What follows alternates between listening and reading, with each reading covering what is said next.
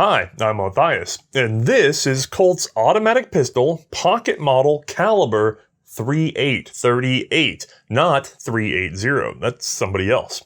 Colt's ledgers called this the 38 automatic pocket model, and most collectors call it the Model 1903 pocket hammer. Now they say that because they're trying to differentiate from a pocket hammerless. That's a different gun we'll talk about a little bit later. Now, let's go ahead and get this guy to light box first. With an overall length of 7.7 inches and weighing in just shy of 2 pounds, this is the most compact of the 38 Colt automatic pistols, which, by the way, is the same name as its cartridge. It carries 7 of them in a detachable box magazine. Alright gang, before we start today's episode, and while we're talking about Colts, I've had a lot of questions about the Repercussion series, where we shoot reproduction black powder firearms. That is still in the works. It just moves a little slower than the regular series because we're not quite attuned to it yet, and we've had some illness in the team. So as soon as things get caught up, it's going right back into production. We're working on the Dragoon as I'm filming this. In the meantime, I will say something very clearly right now, because again, we're talking about another Colt, which is that when you see these episodes on Colt firearms, we tend to get a lot of help, particularly from Rock Island Auction, and in the form especially of images. And the reason they have so many of those is because they pride themselves on being the auction house for rare and authentic Colt firearms. So if you get a chance, maybe toss them some thanks on our behalf because they've really helped us tell this story. Alright, let's get into it. I won't mislead you folks, today's episode is going to be a little light because this pistol really is just a slight modification of the previous sporting model. However, despite its simple development, it does basically invent a whole new category in the handgun world, the compact, locked breech, full-powered defensive handgun. But before we get into that, let's review what got us here today. This is Colt's first semi-automatic pistol, a locked breech detachable magazine-fed design by John Moses Browning. Notably, the rear sight doubles as a manual hammer block safety. This slide-operated handgun was chambered for a new 38 ACP cartridge. This was debuted with the new automatic and was meant to replace the then-current 38 long Colt revolver cartridge. While it did well in comparison to its immediate forerunner, the US Army would find it lacking. Well, actually they found the cartridge and the pistol lacking, although on the cartridge front, the Ordnance Board was basically waffling. They couldn't quite make up their mind between a fast-moving 38 or a slow-moving 45. We're actually going to talk more about that in our very next episode. Colt would stick with the 38 at first, making changes to their automatic in order to fit martial concerns, resulting in the military model of 1902. It is at this early point the military pattern Colts leave our gun today behind. Well, with some parting influence. First, the removal of the rear sight safety, and secondly, the use of an inertial firing pin. For a while, these changes were done by recutting the slides and fitting filler components before adding a dovetail rear sight. Eventually, factory new slides would have the dovetail sight and the new firing pin.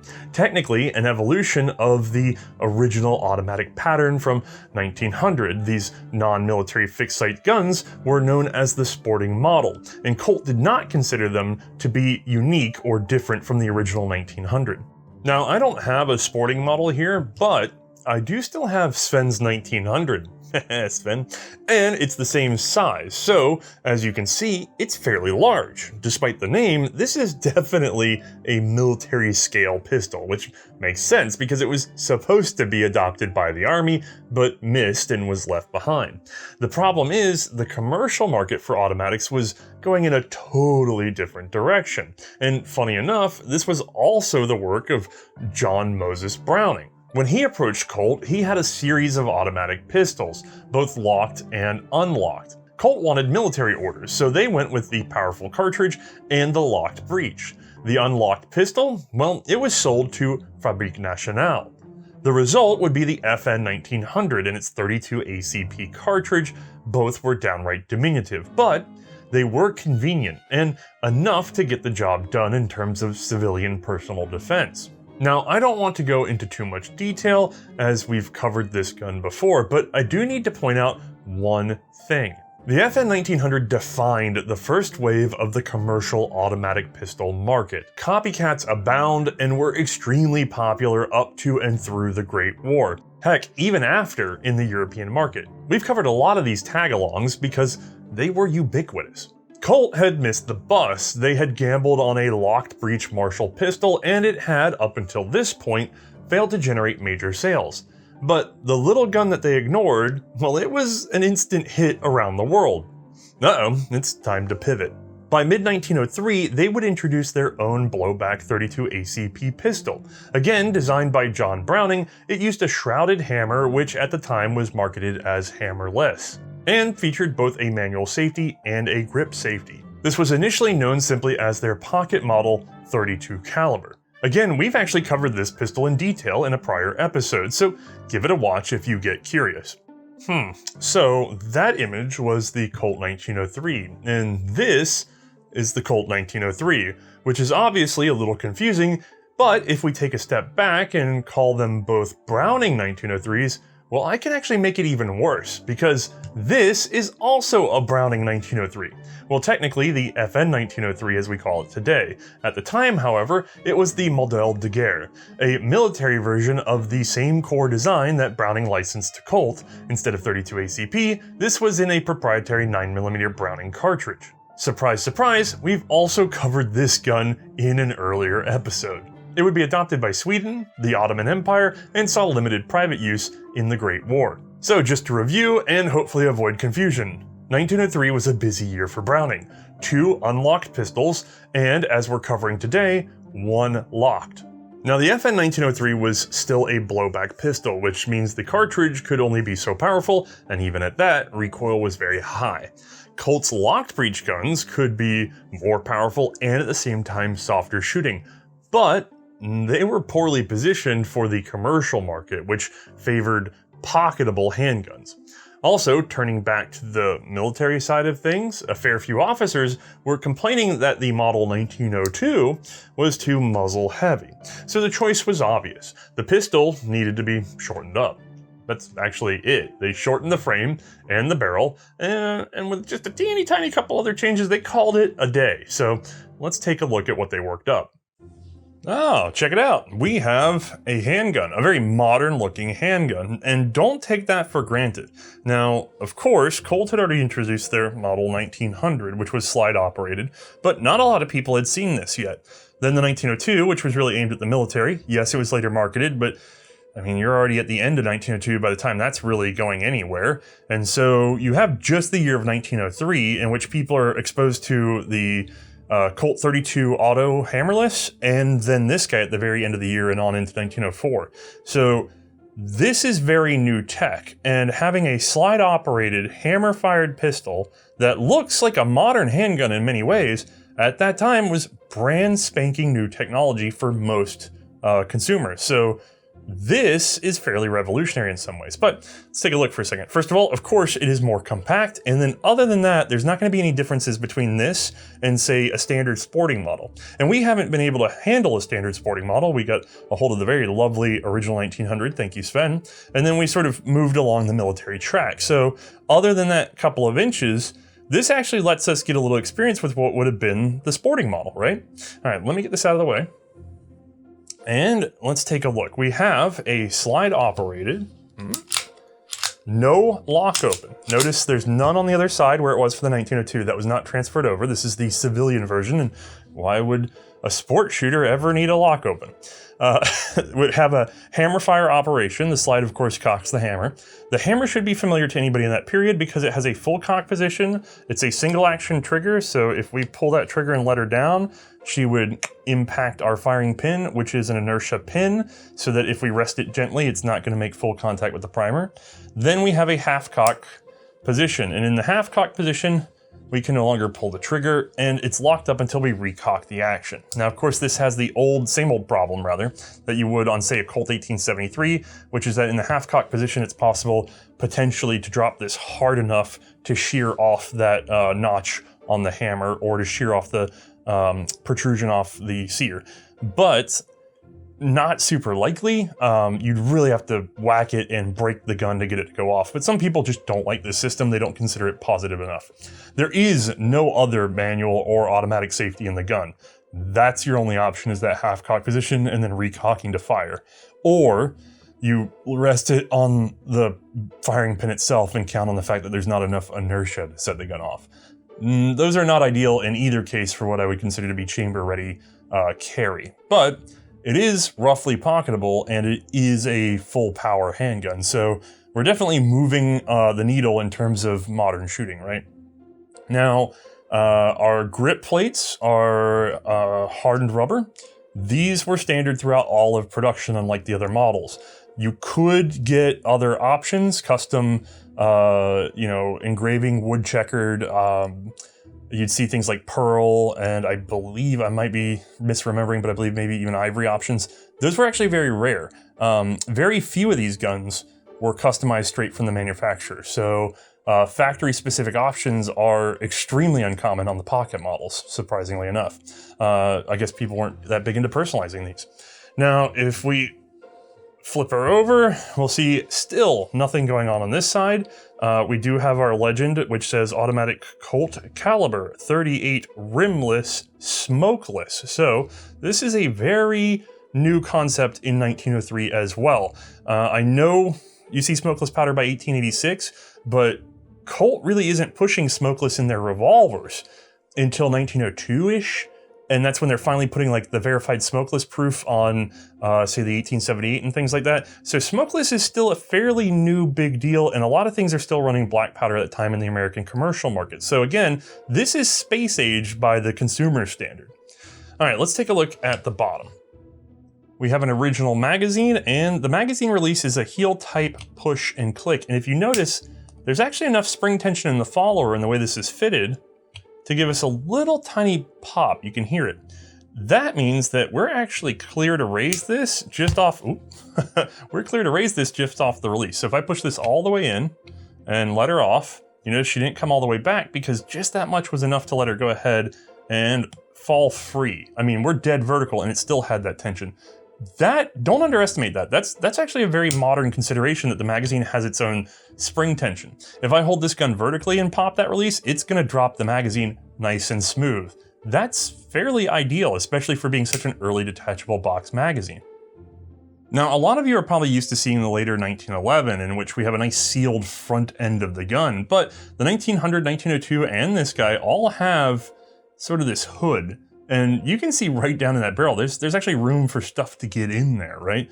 But there's also room for it to come back out. I just want to make sure I took this shot because I realized I hadn't shown it, and this is an unusual feature of these guns when you actually get to handle them yourself.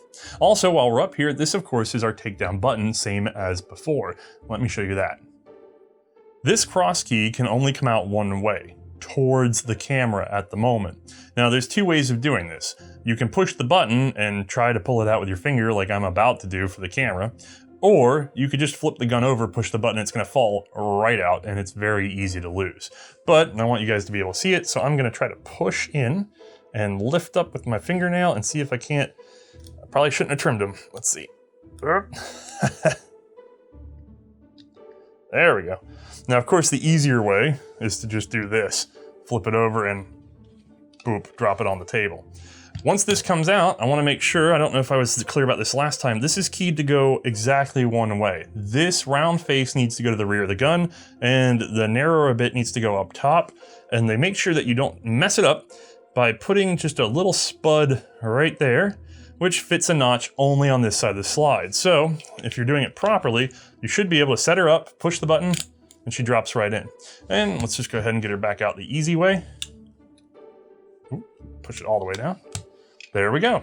Now, further disassembly, of course, is as simple as, I'm gonna go ahead and pre-cock that hammer, and we'll just slide her off the rear, which is something that still makes me nervous.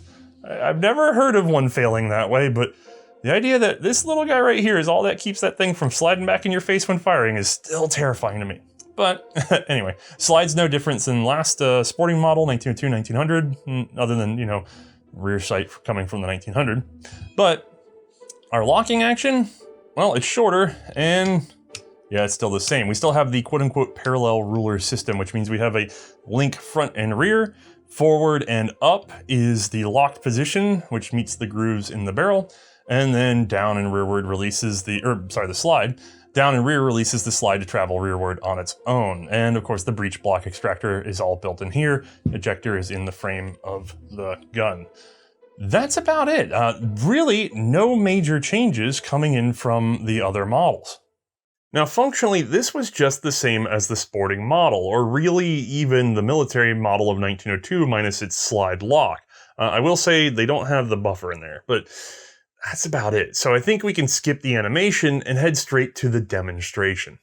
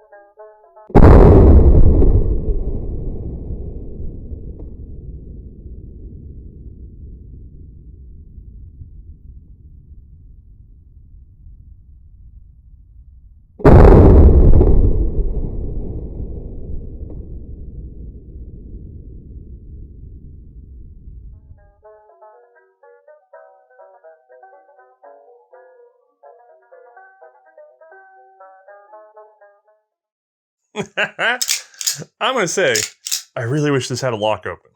Now, I want to be very clear about something. I was a little abrupt in saying that they just chopped down the sporting model. While I can't find any record of testing, I'm sure there was some consideration in the matter, although I don't believe Browning was consulted on it. We'll see in the next episode that he was actually put to work on making much more serious changes to the overall design. Shortening up this pistol wasn't just a simple operation though, it was a conservative one. Colt managed to reuse the entire trigger group: hammer, springs, magazine release, magazines, sights, barrel links, pins, and more. Only the slide and frame really had to change, and even then, they were in such a way that the existing machinery would be enough to make the cuts.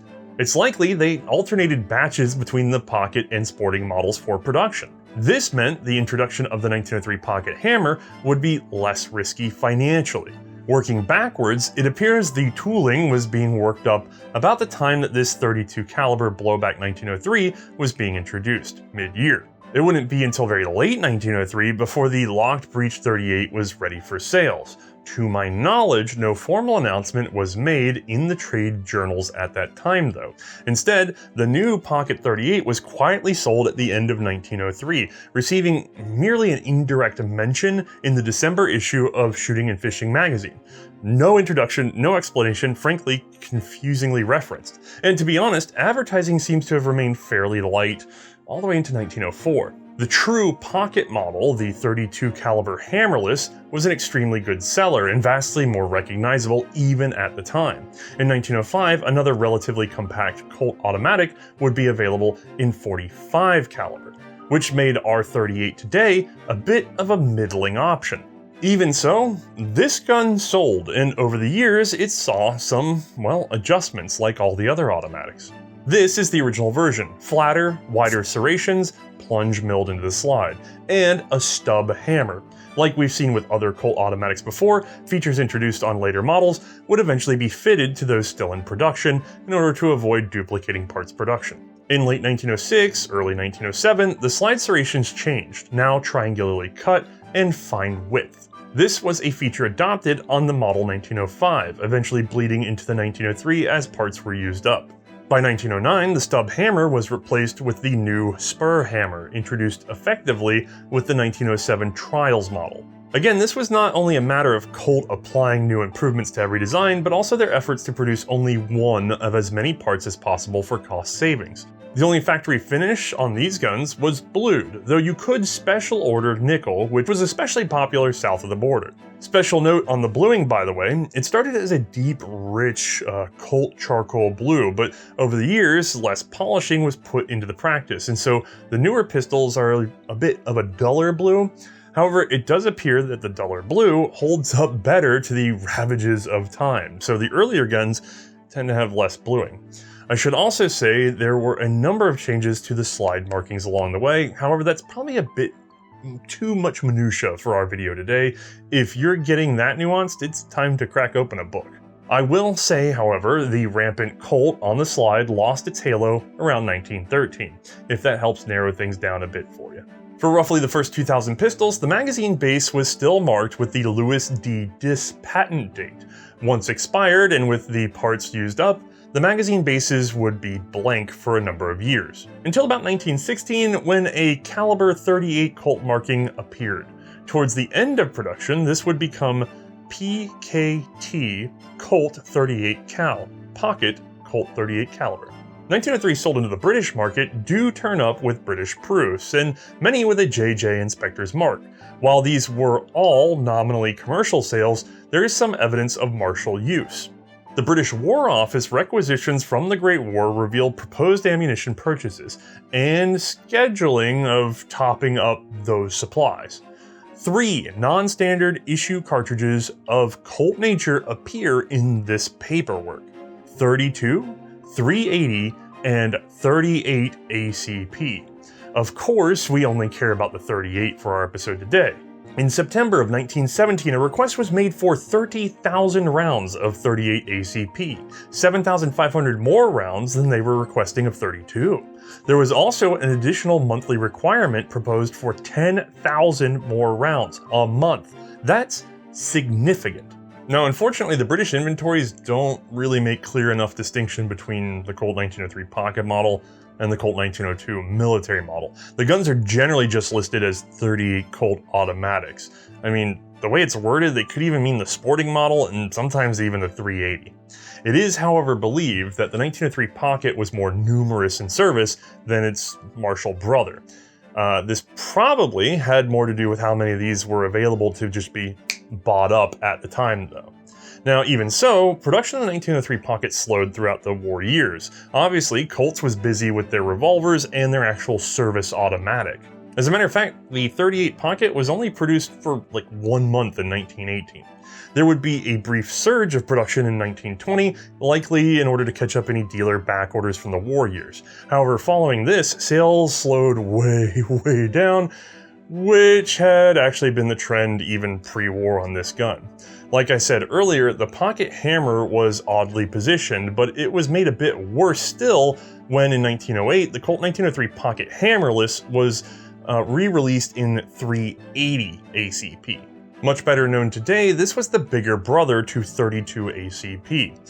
Greater bullet diameter, sure, but still a fairly low-powered cartridge, used almost exclusively in blowback-operated pistols. Just for comparison, here's the 38 automatic Colt pistol cartridge. Much better ballistically, and yet this fact either wasn't clear enough or wasn't appreciated that much in the commercial market at the time. The 1903-08 was just handier and less costly than the big old 1903 pocket hammer. Now competing with both the 380 and the 45 ACP, it's frankly amazing that the pocket model managed to survive in production for as long as it did. Well after the introduction of the Colt 1911, which despite boasting better features, was a larger, heavier pistol of course. Now despite surviving, demand for the pocket model fell further after 1911. It basically trickled along until 1927, which is when Colt finally pulled the plug. Sure, the tooling was all there, so they were inexpensive to produce, but at this point, no one was buying. It would take well into the 30s to ship the stock that was on hand. Now, like all the 38s, the pocket model has some weird serial jumps. Starting at 19,999, the serial number ran downwards, stopping at 16,000 before colliding with the sporting model. Then it jumped up and restarted at 20,000 and worked its way to 47,226. It used to be assumed that the Colt 1903 Pocket and 1902 military model had at some point intermixed serials around 31,000 and beyond, but factory records reveal duplicated serials between the two, which means they were finally allowing each gun to have the same serial numbers as each other, as they're clearly different guns. Why that rule was changed, I don't know. Now, the serial count isn't 100% accurate. Upwards of 2% of these pistols could have been scrapped even after being assigned a serial number. These were never filled back in by later production. It's estimated that just over 31,000 pistols were made in total, making it the most numerous of the 38 automatic Colt pistols, and yet still far short of its blowback brethren, and especially the revolvers. The cartridge, however, lived on in the 1929 introduction of 38 Super, which you should never put into one of the older 38 ACP guns, even though it will fit. Now, before we say goodbye to the Pocket model, I'd like to point out one fantastic point of this otherwise plain pistol. When Colt introduced this little honey, it turns out that they were way ahead of the game. Stop and consider the sorts of automatics we've seen on the show so far. Yes, because of our focus, most are full-sized Marshall pistols. Even some of these had fairly mild cartridges, but when we deal in the smaller automatics, they get really light on firepower. Here, let's make a quick comparison with what was likely the next most compact locked breech pistol of the day, this Luger model of 1900. Alright, Georg's sweet, sweet gift to mankind, the Luger. Yes, I know I mispronounced it. I'm going to keep doing it so you guys comment. Now, this gun was fairly compact in a number of ways, especially because of its emphasis on having all the controls ready for one-handedness. We've already covered the Swiss 1900 model before, but just as a quick refresher, look, I can push the magazine release, I can work the safety, all with my right hand. I've got an automatic grip safety right here built in, and all I really need my other hand for is to catch the mag and throw in a new one, or to work the toggle. If you think about it, other than just being toggle locked, this is the first modern handgun in what we think of as modern ergonomics, doing everything, right-handed, and then having to use the left just to work the breech in the magazine, right? This is done in a very compact housing because everything's been compressed down. We have a steep rake to the grip, which is nice, but the magazine is in the grip. The controls are backed up behind the grip, and a lot of this trigger grip is worked up in here specifically to keep us from spreading out in this linear fashion. This is a compact pistol, and it was designed specifically to be that, coming from the big old bore shark, right?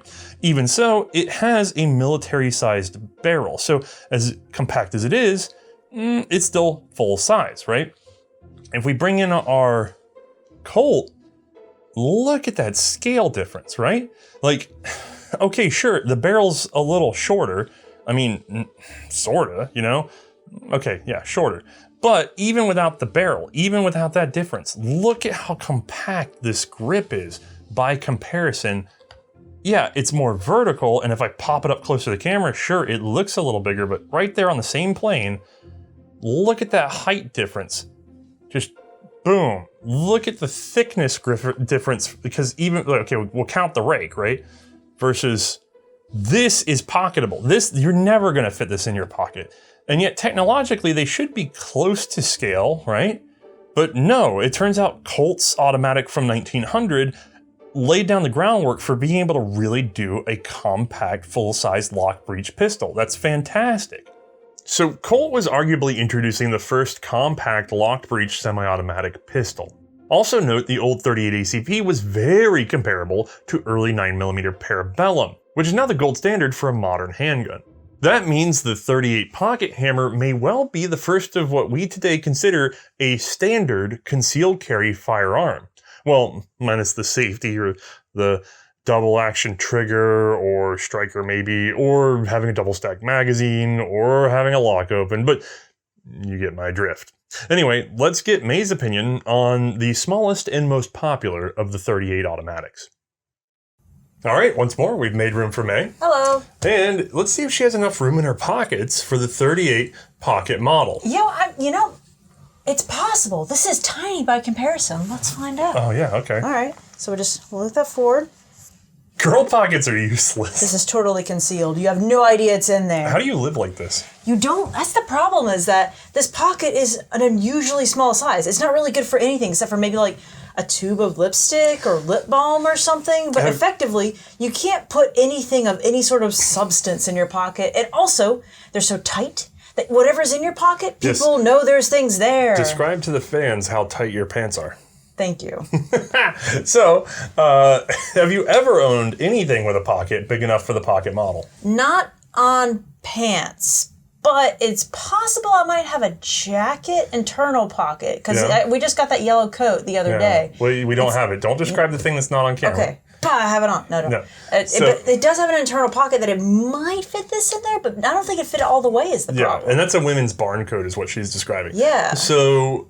But that's it. Even for men's pockets, this is a bit ambitious for the time. And yet we have to assume they really mean pocket model. Because, to my understanding, what we consider to be like concealed carry holsters, so like inside the waistband or the squared up pocket models that actually sit down in your pocket, right?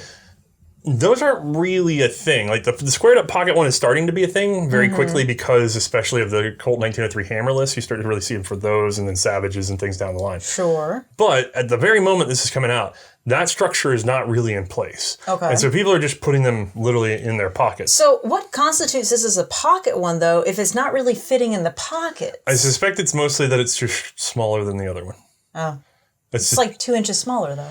It would fit in a coat pocket. And I guess people back were then, more inclined to pockets you might actually have a jacket, more often. Possible, people wore suits out, there's some room to tuck it away. Trousers. And it's very flat. But anyway. Oh yeah, no, it's quite thin. I'm getting ahead of it.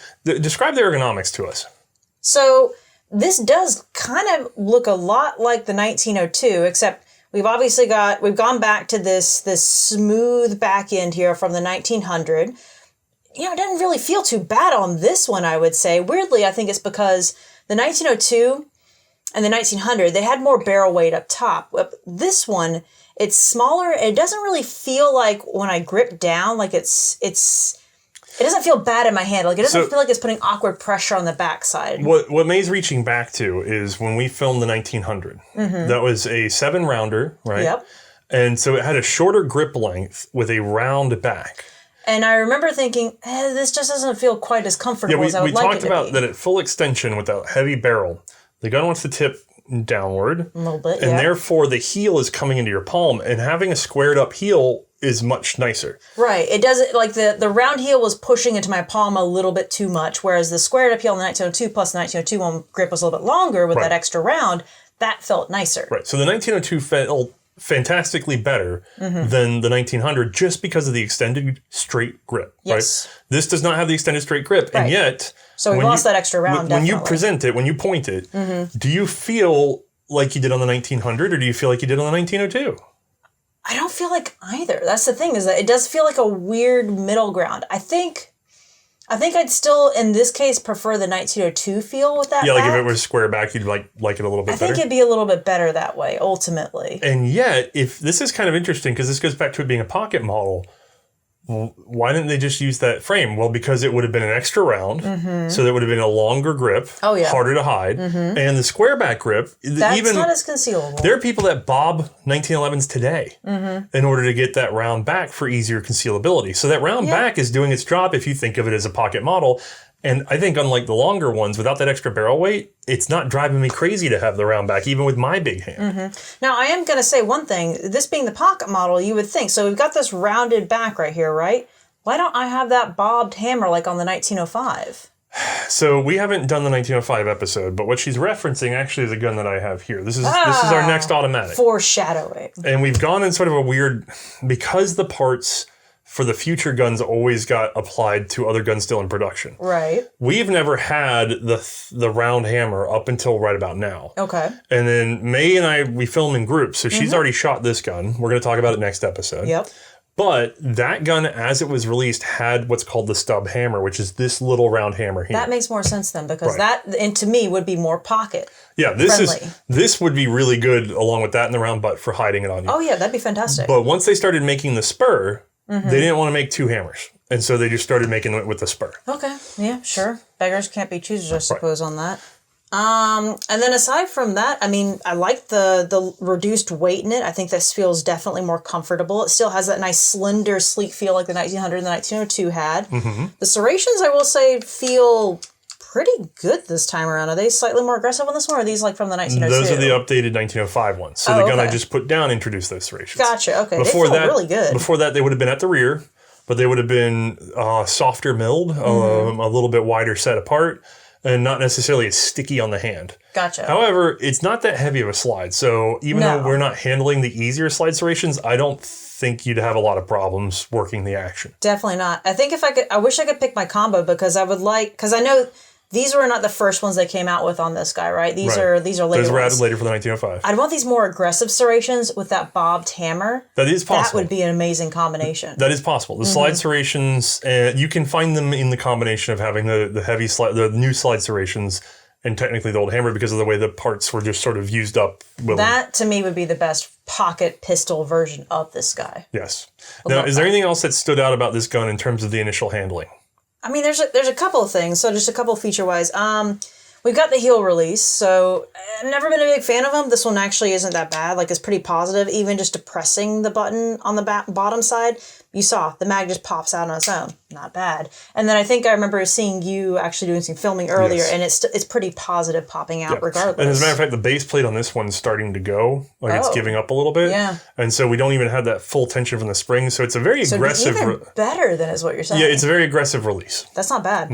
And then, unfortunately, I don't have a slide lock open. I do think that is pretty critical when it comes to these pieces. At the time, I'm sure they didn't think it was a big deal, but to us as modern shooters... Like to see that I'm out of rounds is also a nice little extra feature to have for cleaning purposes. Right, so if you're using a pull-through, great to have it locked open. You want to see that you're out of rounds so that you're not just dry firing it, you know what I mean?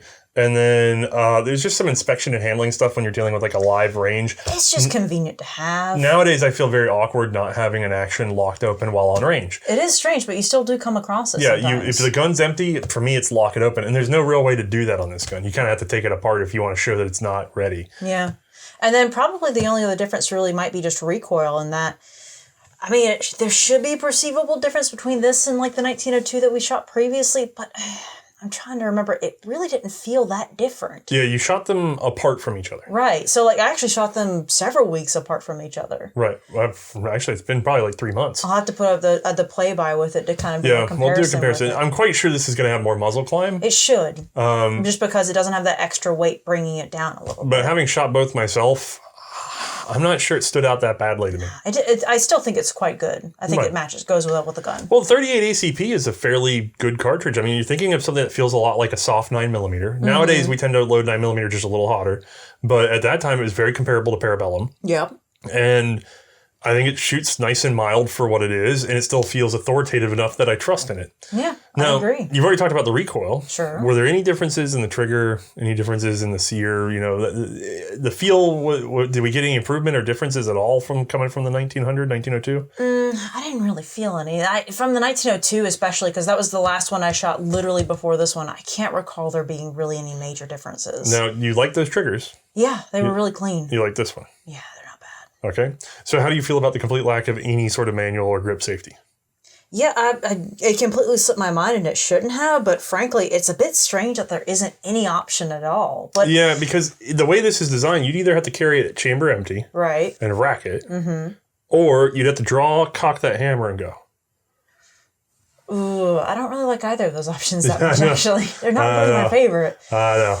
I feel like it's such a critical feature that it'd be so simple to add to. They've got the real estate for it, especially. That's the crazy part. And they never really thought to put it on. No. And this was the same, by the way, in the 1900 and the 1902. The 1902 had no safety system. No change-ups there. I mean, at least this has sort of an inertia-activated firing pin because the 1900 was even worse. Well, 1900 had a hammer block safety. Right, yeah. But that was even... It was a weird sight hammer block safety that you had to flip on and off. That one was... Which, I mean, it had a safety at least. The 1902 just had nothing. Well, it's like recock hammer, then pull up rear sight. That was really awful. That was not a great system. No.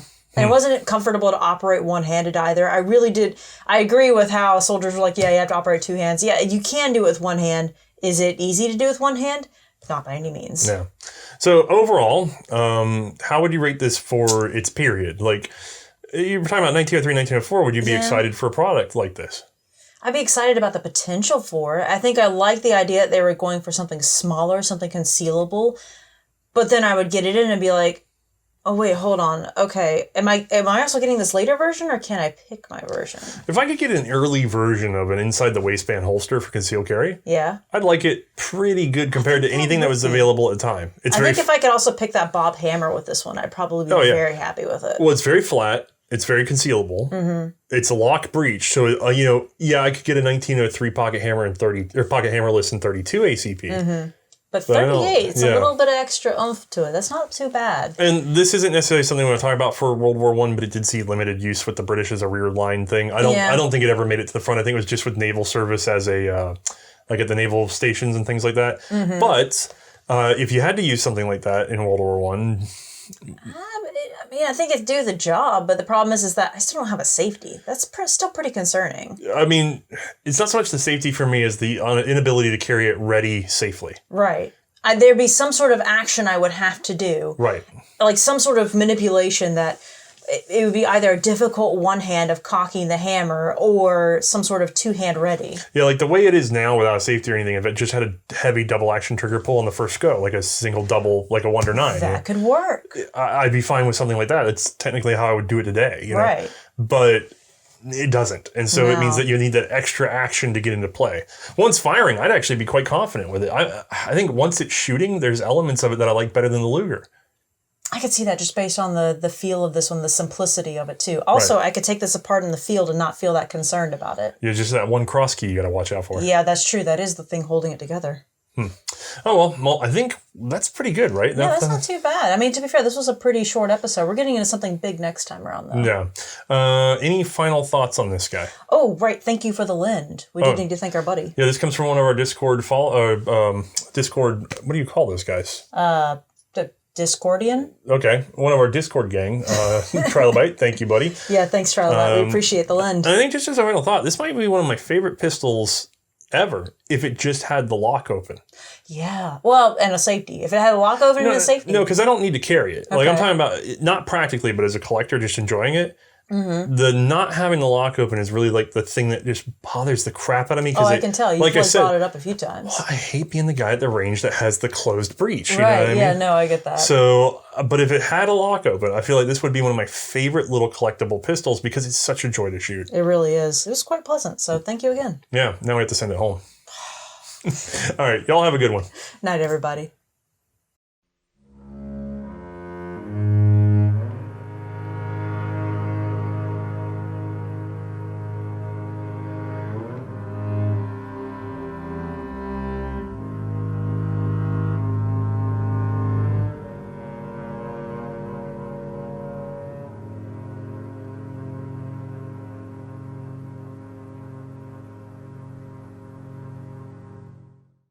Hey guys, just here to remind y'all that we'll have ourselves one more Colt episode after this and then another break. But don't worry, we have more Colts to cover in our road to the 1911. However, we still have some gaps that we'd like to fill. If you know of a Colt 1909 or 1910 prototype pistol that we'd be able to have access to, please let us know at C&Rsenal.com/contact. Thank you all for the support, and we hope you've enjoyed today's episode.